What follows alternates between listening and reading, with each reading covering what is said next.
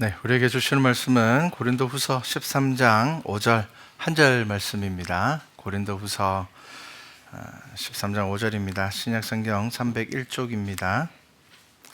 자, 말씀이 한 절이니까 우리 한 목소리로 함께 성경 말씀 봉독하겠습니다. 너희는 믿음 안에 있는가? 너희 자신을 시험하고 너희 자신을 확증하라.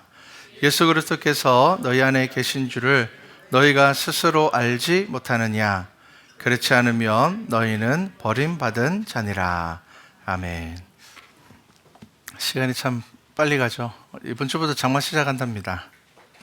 코로나19 때문에 시간이 어떻게 지나갈지 모르는데 벌써 장마가 시작하는 시간이 되었습니다.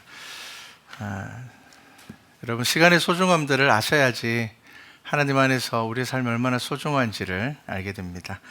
자, 오늘 말씀을 제가 한 번 더 읽어드리겠습니다. 너희는 믿음 안에 있는가?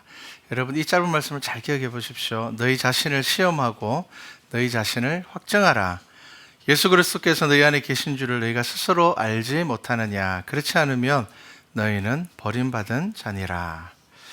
자, 고린도 후서는 주후 55년을 전후해서 기록이 되었습니다. 그래서 이제 예수님께서 오셨고 이제 부활승천하시고 난 다음에 한 20여 년 좀 더 흐르고 난 다음에 기록이 되었었습니다.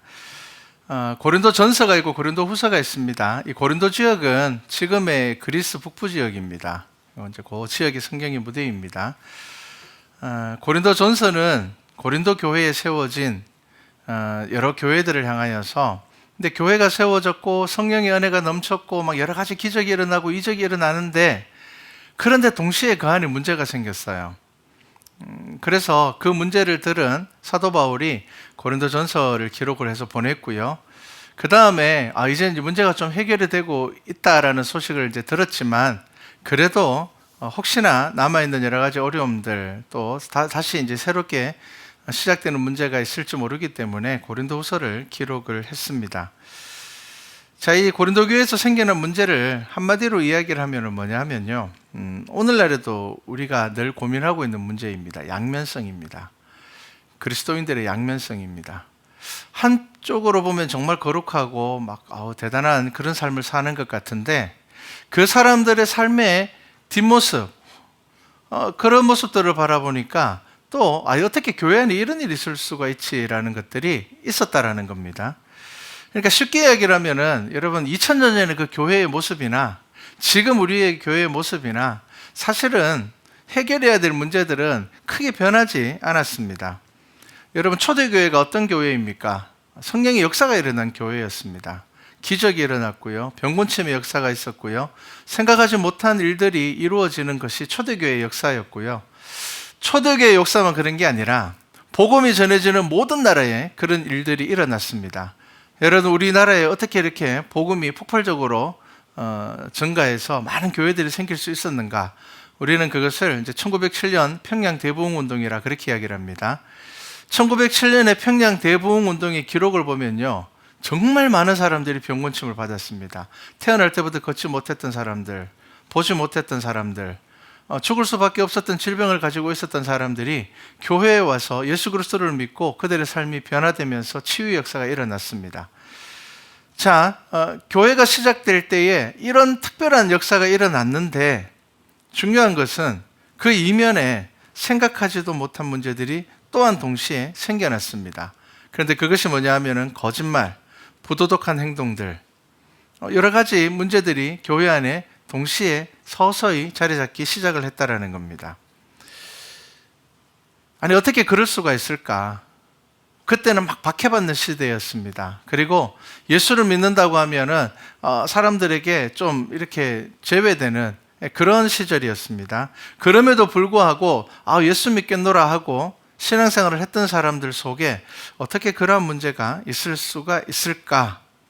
여러분, 이것을 우리가 잘 생각해 봐야 됩니다. 여러분, 이것이 바로 우리가 신앙생활을 하면서 늘 조심해야 되고, 우리가 신앙생활을 하면서 늘 돌아보아야 되는 우리 안에 있는 죄의 모습입니다. 이 문제는 지금도 우리 신앙인들에게, 그리고 우리 교회에 심각한 문제가 되고 있습니다. 여러분, 교회뿐만이 아니라 모든 공동체에게 있어서 가장 중요한 문제가 뭐냐면은 본질을 지키느냐 못 지키느냐의 문제입니다. 여러분, 교회만 그렇지 않습니다. 모든 공동체는 처음 내가 생각했던 그 마음을 지키느냐 못 지키느냐의 문제입니다. 가정도 마찬가지입니다. 여러분, 결혼하면서 서약할 때 저는 적당히 살다가 마음에 안 들면 헤어지겠습니다, 이렇게 시작하는 사람은 없습니다. 다 결혼할 때 어떻게 서약합니까? 우리나라 주로 하는 말, 검은 머리가 팥뿌리가 될 때까지. 그때 그 고백이 거짓말인 사람 없습니다. 그때 하기 싫은데 남들 다 하니까 해야지. 그렇지 않습니다.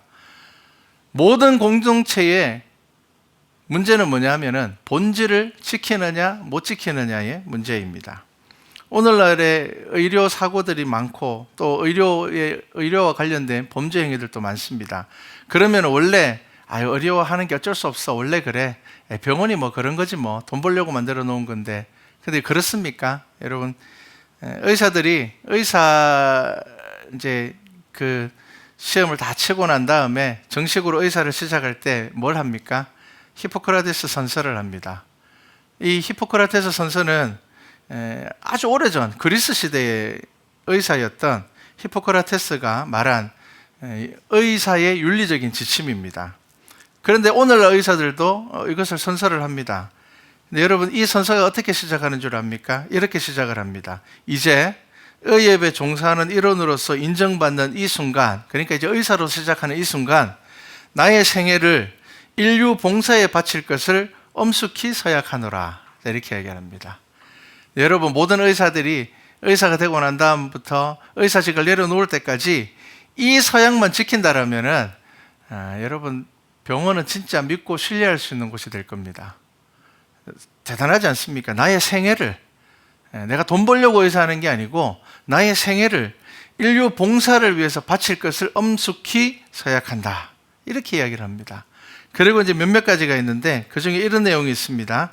나는 인종, 종교, 국적, 정당, 정파 또는 사회적 지위, 여하를 초월하여 오직 환자에 대한 나의 의무를 지키겠노라, 이렇게 이야기를 합니다. 그러니까 이 사람의 형편, 이 사람의 상황, 이 사람이 돈이 많든 돈이 적든, 이 사람이 사회적으로 대단한 사람이든 그렇지 않든 나는 동일하게 의사로서 이 사람을 대하겠다. 여러분, 이것이 의사가 시작될 때 하는 선언입니다. 여러분, 이 선언을 지킨다라면은 여러분, 우리는 병원 갈 때 두려워할 필요 없습니다. 병원 갈 때 그래도 이 사람은 나를 위해서 최선으로 다해서 나의 생명을 돌봐줄 것이다 믿고 갈 수가 있다라는 겁니다. 그러면서 이 서약의 마지막에 어떻게 이야기를 하는가 하면요, 이상의 서약을 나의 자유의사로, 나의 명예로 받들기를 원하노라, 이렇게 이야기를 합니다. 여러분, 모든 공동체에 있어서 가장 중요한 문제는 뭐냐면은 본질을 지키는 겁니다. 본질. 처음에 내가 마음 먹었던 거, 처음에 내가 이렇게 살겠다고 작정했던 거, 처음에 내가 이 일을 하면서 나는 이렇게 살겠습니다 라고 마음 먹었던 것들을 지키는 것이 정말 중요합니다. 여러분, 그거 지킬 수 있어야 됩니다. 여러분, 교회의 문제는 뭡니까? 교회의 본질을 지키지 못할 때 문제가 생기는 겁니다. 여러분, 교회는 어떤 곳입니까? 예수 그리스도를 믿는 사람들이 모인 곳이 교회입니다. 그리고 예수 그리스도의 사랑을 전하겠노라 하고 이야기를 하는 것이 교회입니다. 그러면 교회가 가져야 될 여러 가지 모습들은 무엇입니까? 정직함, 다른 사람들을 사랑하는 것, 그리고 내가 세상을 살아가면서도 다른 사람들은 다 이렇게 하더라도 그것이 옳지 않을 경우에는 내가 그것을 하지 않는 것. 여러분, 이러한 것들 우리는 다 알고 있다라는 것입니다. 여러분, 본질을 잃어버리게 되면은 공동체는 힘을 잃게 된다라는 것입니다. 사무엘상 16장 7절에 보면요, 하나님께서 사무엘을 보내서 다윗이라는 왕을 세울 때에 하는 이야기가 뭐냐면은 이렇게 이야기를 합니다. 사람은 외모를 보거니와 나 여호와는 중심을 보느니라, 이렇게 이야기를 합니다. 여러분, 하나님께서는 저와 여러분의 중심을 보고 있습니다. 그리고 여러분, 개인의 중심만 보는 것이 아니라 교회의 중심도 보고 있습니다. 여러분, 교회이기 때문에 우리 다 구원받는 거야, 교회이기 때문에 우리는 다 좋은 교회야. 여러분, 성경은 절대로 그렇게 이야기하고 있지 않습니다. 교회도 하나님의 뜻대로 살아가는 교회가 있고 세상의 뜻대로 살아가는 교회가 있습니다. 그리고 개인적으로도 믿음 안에서 살아가는 사람이 있는가 하면은 자신의 뜻대로 살아가는 사람이 있다라는 것입니다. 그래서 성경은 우리에게 이야기를 합니다. 하나님께서 중심을 보시기 때문에 우리가 다듬고 우리가 연단해야 되는 것은 우리의 겉모습보다는 우리의 중심입니다. 여러분, 이것을 잃어버리면은 교회는 힘을 잃어버리게 됩니다. 사람들이 외모에 신경을 쓰듯이 여러분 동시에 내면의 신경을 써야 됩니다. 외모를 꾸미는 것도 쉽지 않습니다. 하지만 여러분, 내면을 꾸미는 것은 더욱더 어렵습니다. 여러분, 중학생 아이들 화장하는 거 보면 표시가 딱 나죠. 왜 표시가 납니까? 많이 안 해봐서 그래요. 어른들은 거의 한 십수년을 하고 나면 거의 변장에 가까운 실력을 갖추게 되는데, 우리 중학생 아이들은 이제 한 지 얼마 안 됐기 때문에 아무리 아이가 키가 크고 뭐 어른처럼 보인다 하더라도 화장했는 거 딱 보면은 쟤는 중학생이겠다, 고등학생이겠다 알 수가 있습니다. 시간이 필요한 거예요. 화장을 하는 것도 시간이 필요해요. 마찬가지로 여러분들, 나를 돌아보는 것도 훈련이 필요합니다. 쉽게 되지 않습니다. 그래서 여러분, 고린도전서 11장 28절 말씀에 우리 교회에서 성찬식을 할 때에 이런 말씀을 합니다. 사람이 자기를 살피고, 이렇게 얘기를 합니다. 자기를 살피고. 여러분, 성경은 끊임없이 저와 여러분들에게 무슨 말을 하는가 하면은 자기 자신을 살피는 사람이 되어야 된다는 겁니다. 스스로를 돌아볼 수 있는 사람이 되어야 됩니다. 왜냐하면은 하나님께서 뭐 내가 잘못하면 방향 틀어주시겠지, 뭐 큰일이 생기면은 내가 이때까지 신앙생활 잘못했을까? 여러분, 그렇게 생각하는 것은 장성한 믿음이 아닙니다. 여러분, 장성한 믿음의 사람은 어떻습니까? 내 상황 가운데 일이 잘 되든 내가 하는 일이 막 술술술 잘 풀리고 특별한 문제가 없다 하더라도 늘 자신의 삶을 돌아보는 사람이 장성한 믿음의 사람입니다. 무슨 일이 생겼을 때 돌아보는 것이 아니라 평소에 자기를 점검하는 사람, 이 사람이 믿음의 장성한 분량이 있는 사람입니다. 갈라디아서 6장 1절에 보면 이런 말씀이 있습니다. 형제들아, 사람이 만일 무슨 범죄한 일이 드러나거든 신령한 너희는 온유한 심령으로 그러한 자를 바로잡고, 범죄가 드러났어요. 잘못한 게 드러났습니다. 다른 사람에게. 그러면은 그 사람을 바로잡으라고 이야기를 합니다. 근데 어떤 마음으로요? 온유한 심령으로 그 자를 바로잡습니다. 근데 여기서 끝나는 게 아니고 그 다음이 뭐냐면요, 너도 시험을 받을까 두려워하라, 이렇게 이야기를 합니다. 이 말은 무슨 말입니까? 스스로를 돌아보라는 겁니다. 여러분, 다른 사람의 잘못, 다른 사람의 부족함을 봤을 때 그거 지적하는 거 쉽지 않습니다, 여러분. 그런데 어려운 게 뭐냐면요, 그 상황을 보면서 나를 돌아보는 겁니다. 내 삶을 돌아보는 겁니다. 성경은 여러분, 저와 여러분들에게 끊임없이 돌아보라, 그렇게 이야기를 합니다. 다른 사람의 범죄를 보았을 때 정죄로 끝나버리면 안 되고요, 그것을 통하여서 나를 돌아봐야 된답니다. 왜 그렇습니까? 이것이 나의 삶을 변화시키기 때문입니다. 자, 여러분, 믿음에서 행함은 정말 중요합니다. 우리는 머릿속으로만 들어있는 믿음이 아니라 행함이 우리에게 있어야 된다고 늘 이야기를 합니다. 그러면 여러분, 이 행함은 왜 중요할까? 그리고 또 우리는 어떻게 하면 행할 수 있을까? 여러분, 행함이 없으면 열매를 맺지 못합니다. 그런데 제대로 된 열매를 맺기 위하여서 우리들에게 필요한 것이 뭐냐면은 지속적인 돌아봄이 필요하다는 겁니다. 지속적으로 나를 돌아보지 않으면은 열매는 맺는데 이상한 열매 맺습니다. 나쁜 열매 맺습니다. 좋지 않은 열매를 맺게 된다는 것입니다. 그래서 고린도전서 9장 26절에 사도 바울이 이렇게 이야기를 합니다. 그러므로 나는 다름질하기를 향방 없는 것 같이 아니하고 싸우기를 허공을 치는 것 같지 아니하고 내가 내 몸을 쳐 복종하게 함은, 이렇게 이야기를 합니다. 자, 무슨 말입니까? 자, 내가 달리기를 하는데 어디로 달릴지 모르면서 일단 달려야 되기 때문에 달리는 것이 아니라는 겁니다. 방향을 딱 보고 목적을 보고 달린다라는 겁니다. 그 다음에 두 번째, 싸움을 할 때에 여러분, 싸움 제일 못하는 사람이 어떤 사람인 줄 압니까? 눈 감고 싸우는 사람. 초등학교 때 보면 애들 싸우는 거 보면은 그런 거 있잖아요. 애들 싸우면은 제가 도대체 뭐 하고 있지? 둘 다 눈 감고 싸우고 있어요. 그러면은 싸우긴 열심히 싸우는데 남들이 보기 좀 웃기죠.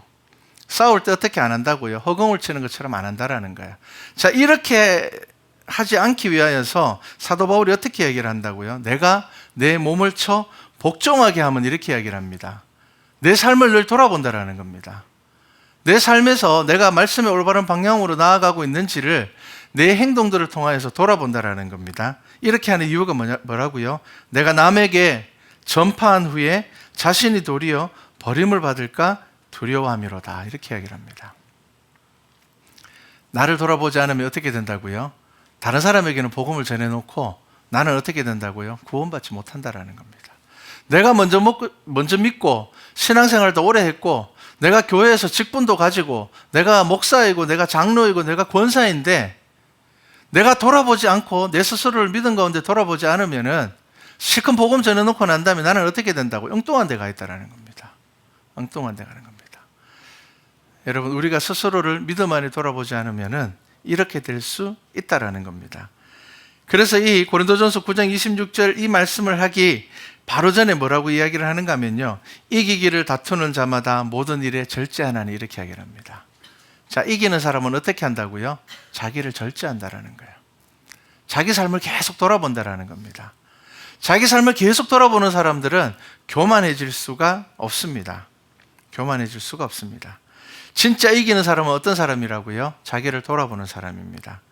여러분, 어떤 사람이 올바른 믿음 가운데 섭니까? 방향을 알고 달리는 사람이고요. 그 방향을 알기 위해서는요, 나를 돌아보는 절제, 자기를 스스로를 돌아보는 사람이 올바른 믿음으로 나아가게 된다는 것입니다. 그럴 때에 내가 내 스스로를 계속 돌아볼 때에 겉으로 드러나는 나의 믿음이 나의 속사람과 같아진다는 겁니다. 내가 내 스스로를 돌아보지 않으면 어떤 사람이 된다고요? 겉으로는 거룩한데 속으로는 거룩하지 않은 사람, 그런 사람이 된다는 겁니다. 그렇기 때문에 성경은 우리 자신을 돌아보기를 원합니다. 여러분, 인간관계에서 우리가 가장 크게 실망할 때가 언제입니까? 가식입니다. 가식. 그런데 여러분, 가식이라고 느끼는 것은 언제 느낍니까? 저 사람이 안 저럴 줄 알았는데 아니었네. 저 사람이 하는 행동을 보니까 참 좋은 사람이었는데 사실은 아니었네. 여러분, 이걸 깨닫게 될 때에 그게 가식이고요. 그게 사람에게 상처가 되는 겁니다. 여러분, 사기꾼이 사기를 치면 여러분 상처받습니까? 아닙니다. 아유, 저게 또 사기쳤네. 네. 사기꾼이 사기를 치면은 사람들의 반응은 아유, 자가 정신 못 차렸구나. 아직까지 저렇게 사네, 이겁니다. 그런데 여러분, 어떨 때 상처받습니까? 믿었던 사람에게 사기를 당하면 상처받습니다. 와, 저 사람이 나한테 저럴 줄 몰랐는데. 내가 이때까지 봤는 저 사람의 모습은 저 모습이 아니었는데. 그럴 때에 상처받습니다. 여러분, 하나님을 믿노라 하면서 예수님의 사랑을 이야기하는 사람이 남을 정죄하고 기만하고 자신을 돌아보는 삶을 살지 않는다라면은 여러분, 그 사람의 믿음도 헛것이고 그런 사람들이 모여있는 교회도 그냥 교회일 뿐이지 그리스도의 빛과 소금의 역할들을 감당하지 못한다라는 것입니다. 여러분, 제대로 달리려면 어떻게 해야 된다고요? 제대로 된 지침서가 필요합니다. 나를 돌아보려면 지침서가 있어야 되잖아요. 나를 돌아보는 기준이 있어야지 나를 돌아보죠. 여러분, 이 지침서가 무엇입니까? 성경입니다. 왜냐하면 성경은 인류 역사상 가장 많은 변화와 역사를 일으킨 책입니다. 그리고 성경으로 변화된 사람들의 삶은 우리가 주위에서 쉽게 찾아볼 수 있습니다. 야, 어떻게 저 사람이 저렇게 살 수가 있었을까? 그런데 여러분, 교회가 빛을 잃으면요, 성경 말씀대로 살아가는 사람을 찾기가 어려워집니다. 말씀대로 살아가면서 많은 사람들에게 영향력을 주는 사람을 찾을 수가 없게 됩니다.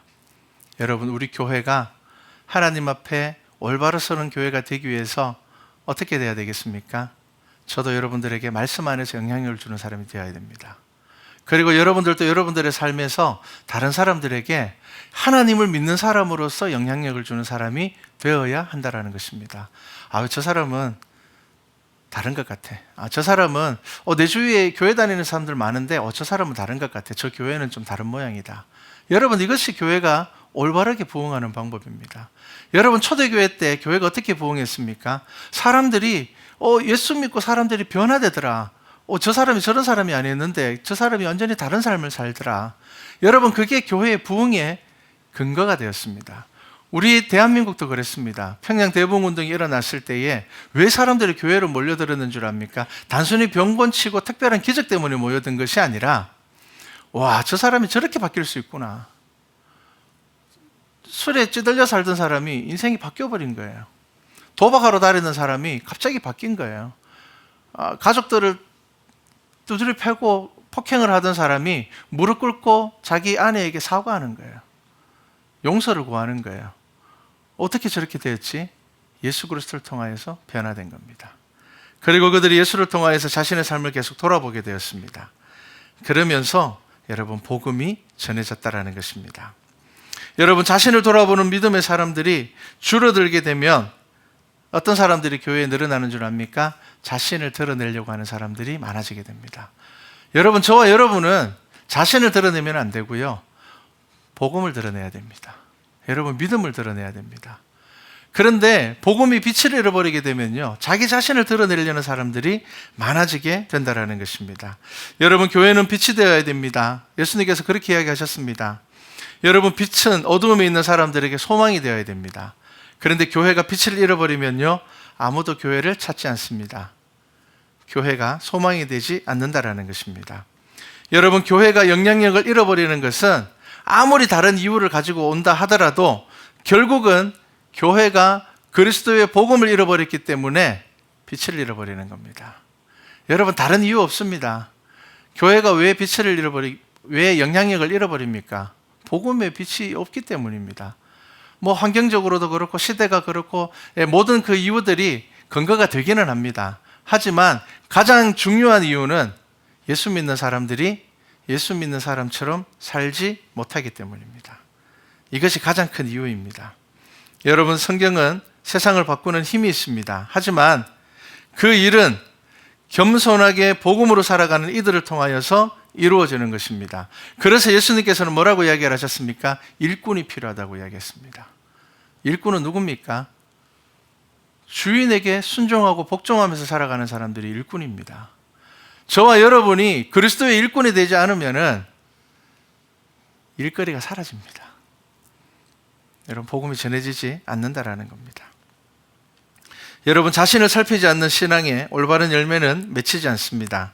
열매가 없으면 농사 짓는 사람 지치게 됩니다. 그런데 열매가 없을 때에 그 문제점을 자기 안에서 찾으려고 하고 노력하면은 다행히 다시 시작할 수 있는 기회는 주어집니다. 하지만 열매가 없는 그 문제를 외부에서 찾으려고 하고 다른 사람에게서 찾으려고 하면 결국은 상황이나 형편을 원망하게 되고 심지어는 하나님을 원망하게 되고 없다, 그렇게 이야기를 하게 됩니다. 여러분, 자기 자신을 돌아보는 방법 중에 성경에서 이야기하고 있는 아주 중요한 방법이 한 개 있는데 그게 뭔 줄 압니까? 오늘 말씀입니다. 너희는 믿음 안에 있는가? 너희 자신을 시험하고, 이렇게 이야기를 합니다. 여러분, 우리 신앙생활하면서 사람들이 시험 받기 싫어합니다. 시험 없었으면 좋겠습니다. 그런데 여러분, 지금 고린도전서는 뭐라고 이야기를 합니까? 하나님한테 받는 시험 말고 어떻게 하라고요? 너희 자신을 스스로 시험하라는 겁니다. 내 믿음에 대하여서 스스로 결단하고 내가 이렇게 살아가겠습니다. 하나님, 저 이렇게 살겠습니다. 제 삶 가운데서 이런 목적을 갖고 살아가겠습니다. 믿음의 기준을 가지고 내 스스로를 시험해 보라는 겁니다. 내가 정말 그 말씀 안에 살아가고 있는지를 보라라는 겁니다. 이거 정말 중요합니다, 여러분. 그래서 스스로를 시험하는 것, 이것은 여러분 나쁜 것이 아닙니다. 대충 알면은 여러분 착각하게 됩니다. 그리고 잘못된 신앙을 가지게 됩니다. 시험은 여러분 뭔 줄 압니까? 정확하게 나를 알게 하는 것이 시험입니다. 여러분 막 입으로 나 공부 잘해, 나 영어 정말 잘해. 근데 진짜 그 사람이 영어 잘하는지를 어떻게 알 수 있겠습니까? 시험 쳐보면 압니다. 그러면 그게 그 사람의 실력입니다. 이제 실력 없는 사람들이 늘 하는 핑계가 있죠. 한 칸씩 미뤘었는데. 그것도 실력입니다, 여러분. 그렇죠? 시험이라는 것은 정확하게 나를 알게 하는 것입니다. 그래서 여러분, 시험을 두려워하면 안 됩니다. 시험은 정말 힘들고 어렵습니다. 되도록이면 안 했으면 좋겠습니다. 맞습니다. 그런데 여러분, 성경은 시험이 주는 유익을 알아야 된다고 이야기를 합니다. 시험에 주는 유익이 뭔 줄 압니까? 나를 정확하게 알게 됩니다. 내 믿음을 알게 됩니다. 자, 그래서 오늘 말씀과 비슷한 구절이 하나 되어 있는데요. 시편 139편 23절에 다윗이 이렇게 이야기를 합니다. 하나님이여 나를 살피사 내 마음을 아시며 나를 시험하사 내 뜻을 아옵소서. 내게 무슨 악한 행위가 있나 보시고 나를 영원한 길로 인도하소서. 이렇게 나옵니다. 그런데 여기서 다윗이 하나님 나를 시험하사라는 이 단어가요, 굉장히 적극적인 단어입니다. 그러니까 안 받아도 되는 시험인데 하나님 저 시험해 주십시오. 그래서 내 믿음을 하나님께서 알면 좋겠습니다. 나를 시험해 주십시오. 적극적으로 이 시험을 요구하고 있는 것이 다윗의 시편의 내용입니다. 우리는 되도록이면 시험 안 받았으면 좋겠다. 되도록이면 어려운 일 좀 안 당했으면 좋겠다. 난 그냥 하는 일 잘 됐으면 좋겠다. 하나님 하는 일 다 잘 되면 하나님 잘 믿을게요. 우리는 그런 생각을 가집니다. 그런데 믿음의 사람들이 어떻게 이야기를 합니까? 다윗이 나를 시험해 주십시오. 나를 시험해 주십시오. 여러분, 이 믿음의 사람들의 고백이 성경에 얼마나 많습니까? 내가 정금같이 나아가겠습니다. 그런 고백도 하고, 오늘 우리가 읽은 고린도 전서 후서 말씀에서 사도 바울이 뭐라고 이야기를 합니까? 너희 자신을 시험하고 이렇게 이야기를 합니다. 시험하라는 겁니다. 스스로 시험하라는 겁니다. 결단하라는 겁니다. 그냥 상황 봐서 내가 좀 안 좋은 일 생기면 교회 열심히 하겠습니다. 제가 좀 하다가 좀 막히는 일 있으면 하나님 찾아올게요. 이게 아니라 내 스스로 믿음 안에서 결단들을 만들어가는 겁니다. 저 이렇게 살아가겠습니다. 제가 제 삶 가운데서 이렇게 시간 구별해서 하나님 앞에 나아가겠습니다. 제가 제 시간 가운데 이렇게 해서 제가 하나님과의 관계를 맺어가겠습니다. 여러분, 이게 뭔 줄 압니까? 나 스스로를 시험하는 겁니다. 여러분, 이것이 필요하다라는 겁니다. 여러분 시험을 막 치고 싶어 하는 사람이 있습니다.